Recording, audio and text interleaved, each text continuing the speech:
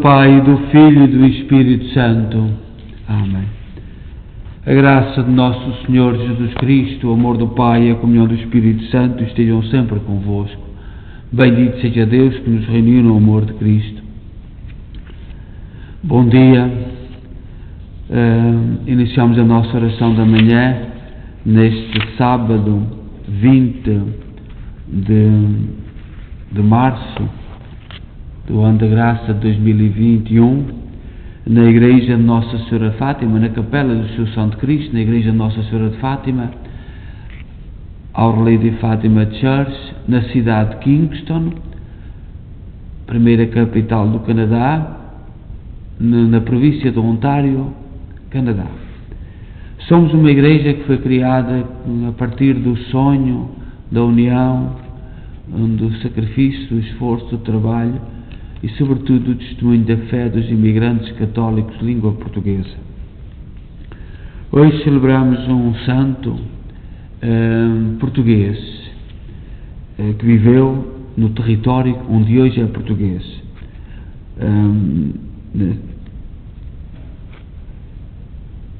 Viveu no século VI, mais ou menos na altura em que nasceu Maomé.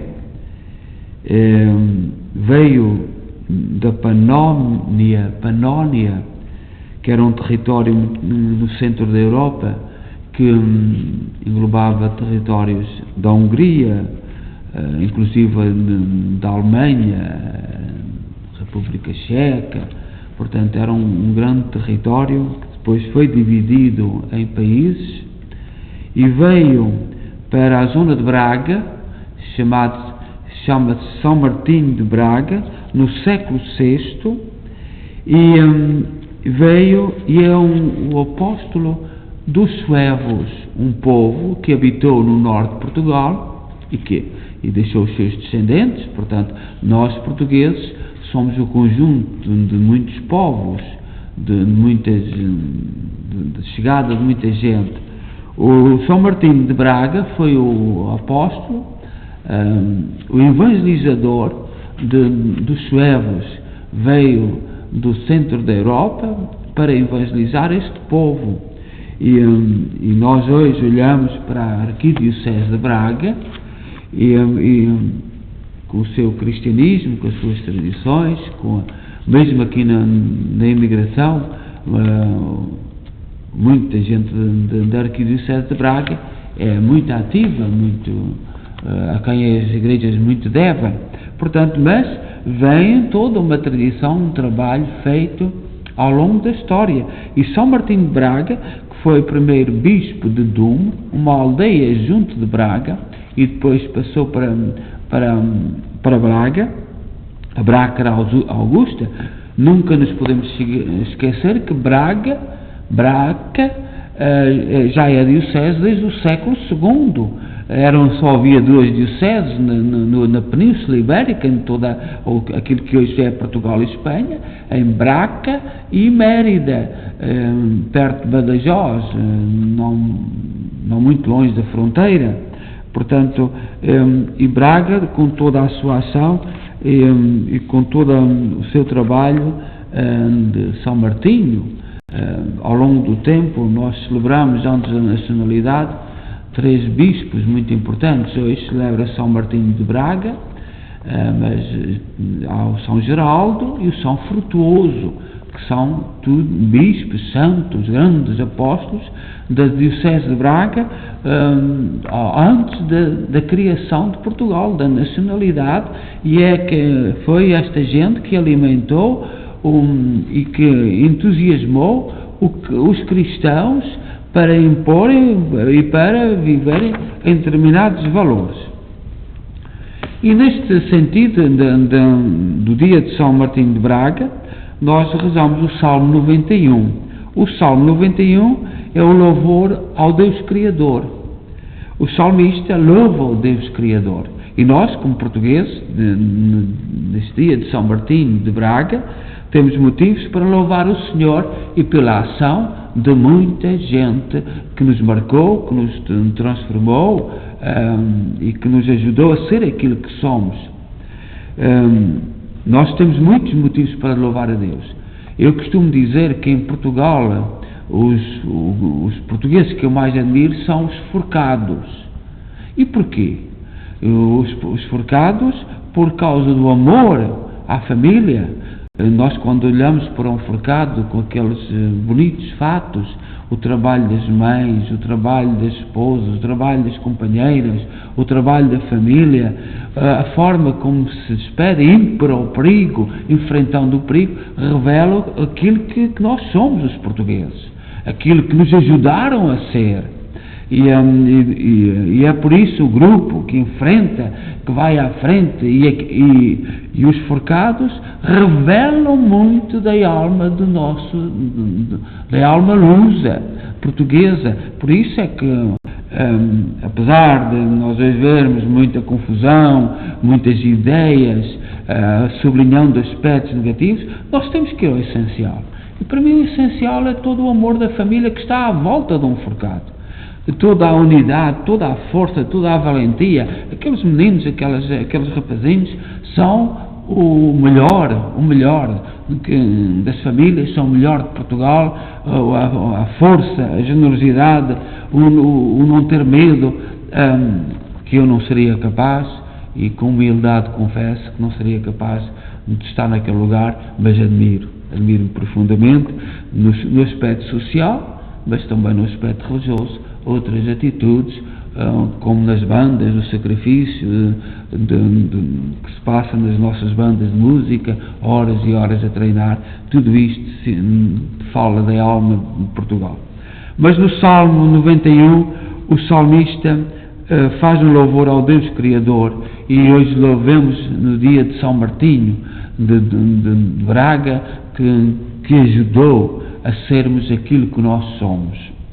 E diz assim o Salmo: como é bom agradecermos ao Senhor e cantar salmos de louvor ao Deus Altíssimo, anunciar pela manhã a vossa bondade e o vosso amor fiel a noite inteira, ao som da lira, de 10 cordas e da harpa, com canto acompanhado ao som da cítara. Pois me alegraste, ó Senhor, com os vossos leitos, e rejubilo de alegria em vossas obras. Quão imensas, ó Senhor, são as vossas obras, quão profundos são os vossos pensamentos. Só o homem sensato não entende, só o estulto não percebe nada disso. Mesmo que os ímpios floresçam como a erva, ou prosperem igualmente os malfeitores, são destinados a perder-se para sempre. Vós, porém, sois o excelso eternamente. Eis que os vossos inimigos, ó Senhor, eis que os vossos inimigos vão perder-se, e os malfeitores serão todos dispersados. Vós me deste toda a força de um touro, e sobre mim um óleo puro derramastes. Triunfante posso olhar os meus inimigos, vitorioso escuto a voz dos seus gemidos. O justo crescerá como a palmeira, florirá igual ao cedro que há no Líbano. Na casa do Senhor estão plantados, nos átrios de meu Deus florescerão. Mesmo no tempo da velhice darão frutos, cheios de seiva e de folhas verdejantes, e dirão: é justo mesmo o Senhor Deus, meu rochedo, não existe nele o mal. Glória ao Pai, ao Filho e ao Espírito Santo, como era no princípio, agora e sempre. Amém. Como é bom salmodiar em louvor ao Deus Altíssimo.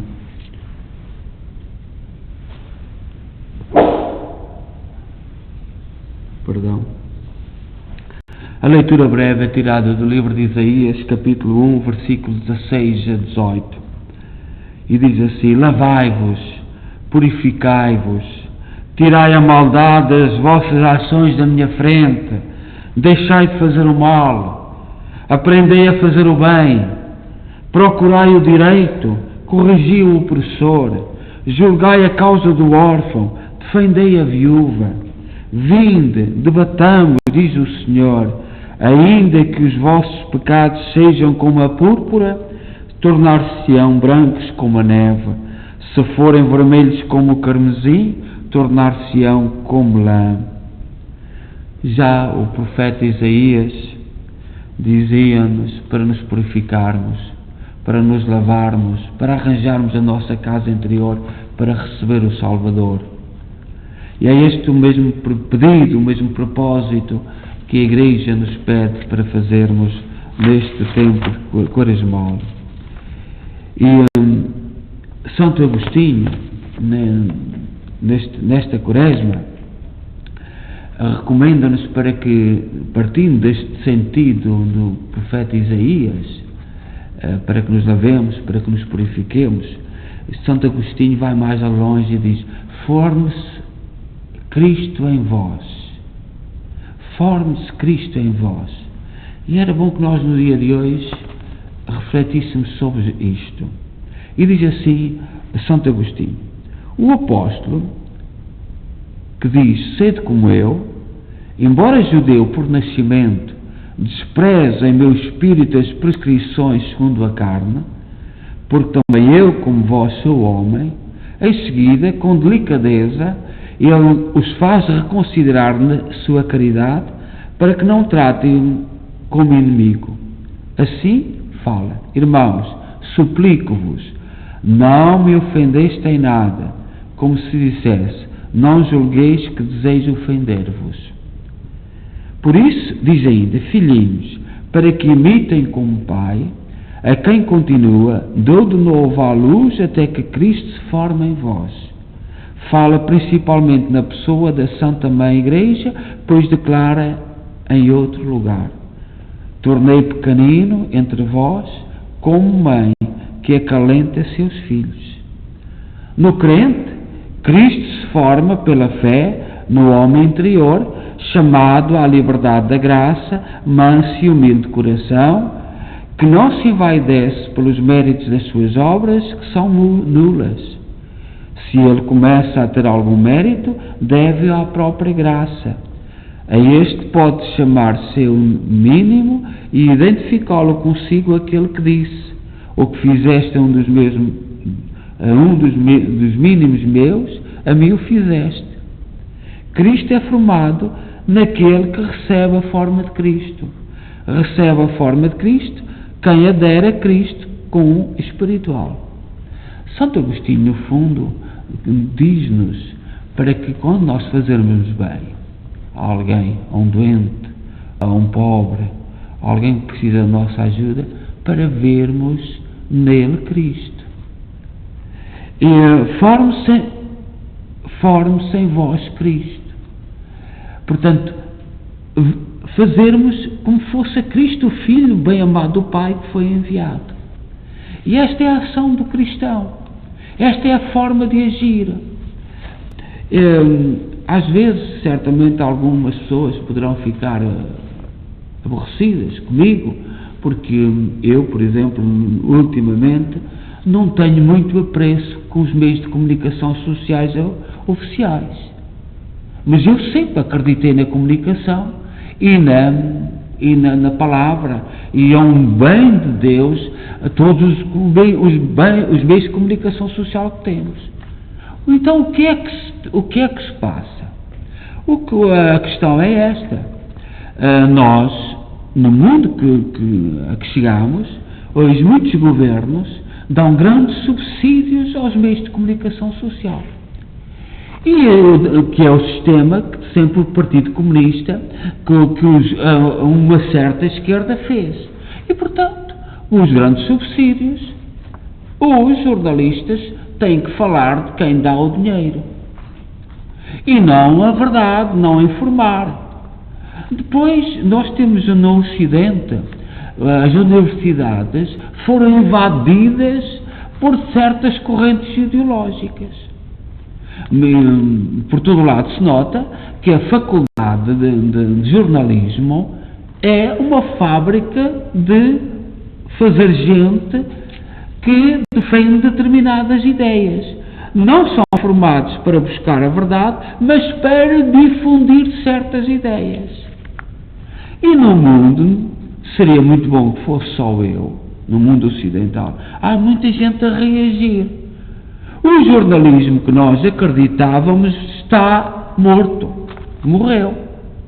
E ao dizermos isto, gostaríamos de o ver ressuscitar. Um jornalismo livre, que amasse o seu povo, que gostasse dos seus povos e não servisse ideais que nós não sabemos bem se são mal. Eu pelo menos não quero nada com o comunismo. E todos os dias a falar-me disso, há uma rejeição, até porque eu tenho procurado viver em países livres disso. Eu dou-vos um exemplo. Um dos problemas hoje no Brasil, eu vejo muito notícias do Brasil e gosto muito do Brasil e admiro muito o Brasil. O Brasil tem capacidade de ser dos melhores países do mundo, pelas riquezas que tem.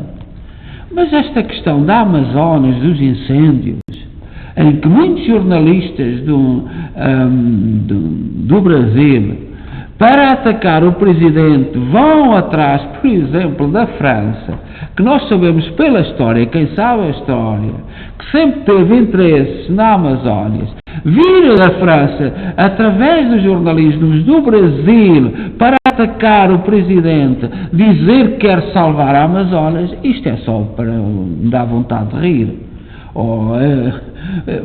Porque quem sabe história, quem sabe os interesses, isto só pode dar vontade de rir. E põe em ridículo a verdade, põe em ridículo aquilo que interessava. O que está em causa para os jornalistas brasileiros não é salvar a Amazonas. Eles sabem perfeitamente que a França não vai salvar a Amazonas nenhumas. O que lhes interessa são os subsídios que o Presidente deixou de dar. E todo o povo sabe disso. Isto não é verdade. Isto não é servir a verdade. Isto não é olhar para o seu povo com amor. Não é ver no seu povo outro Cristo. E esta rejeição, antes que seja tarde, nós temos que ir falando e rezando para que vão surgindo jornalistas livres, jornalistas que amem a verdade, jornalistas que amem o seu povo, que amem a sua tradição, que amem aquilo que os fizeram, aquilo onde nós chegamos. Nós, olhando depois para Portugal e para todo o Ocidente, nós estamos num momento muito perigoso neste sentido. Como salmista, temos que gritar: por onde anda a verdade? Por onde anda a verdade? A verdade não está nos subsídios, a verdade não está na compra da palavra, da voz da A, B ou C. E temos que gritar que os jornalistas vejam no seu povo outros cristos que precisam de voz, precisam que o seu grito seja ouvido, que deixem de politizar a palavra, que deixem de politizar a verdade. A Igreja Católica tem sido muito atacada. Agora que surge outra vez a questão da Alemanha, os cristãos da Alemanha. Eu estive na Alemanha, eu nunca serei católico à maneira da Alemanha atual, nunca. E todos nós sabemos o que está por trás. Há estas agendas que muitos da Igreja Católica assumiram na Alemanha. É isso. Não é fidelidade a Jesus Cristo, não é fidelidade ao Evangelho. Não quero dizer que eu não admiro a história dos católicos da Alemanha. Não quero isto dizer que eu não admiro muitos católicos da Alemanha, grandes pensadores, grandes místicos, grandes filósofos. Mas aquilo que está em causa no jornalismo a respeito da Igreja Católica na Alemanha são agendas que não são da Igreja Católica. Confiemos ao Senhor as nossas preces e que o Senhor nos ajude a refletir e a pensar na verdade, o amor à verdade, o amor à Igreja, neste dia que celebramos São Martinho de Braga, demos graças a Deus por todos aqueles que construíram a nossa história, todos aqueles que nos ajudaram a ser aquilo que somos. Não quero isto dizer que não tenha havido erros, que não possam ser corrigidos. Isso é outra coisa. Haver erros e ser humilde para os reconhecer é outra coisa. Agora, aquilo que nós estamos a ver no mundo atual é preocupante e é motivo para nós rezarmos. Rezemos o Pai Nosso. Pai Nosso que estais nos céus, santificado seja o vosso nome. Venha a nós o vosso reino, seja feita a vossa vontade, assim na terra como no céu. O pão nosso cada dia nos dai hoje. Perdoai-nos as nossas ofensas, assim como nós perdoamos a quem nos tem ofendido, e não nos deixeis cair em tentação, mas livrai-nos do mal. Ave Maria, cheia de graça, o Senhor é convosco, bendita sois vós entre as mulheres, bendito é o fruto do vosso ventre, Jesus. Santa Maria, Mãe de Deus, rogai por nós, pecadores, agora e na hora da nossa morte. Amém.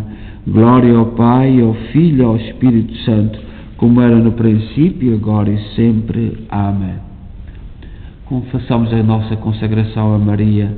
Ó Senhora minha, ó minha Mãe, eu me ofereço tudo a vós, em prova da minha devoção para convosco, vos consagro neste dia para sempre os meus olhos, os meus ouvidos, a minha boca, o meu coração e inteiramente todo o meu ser.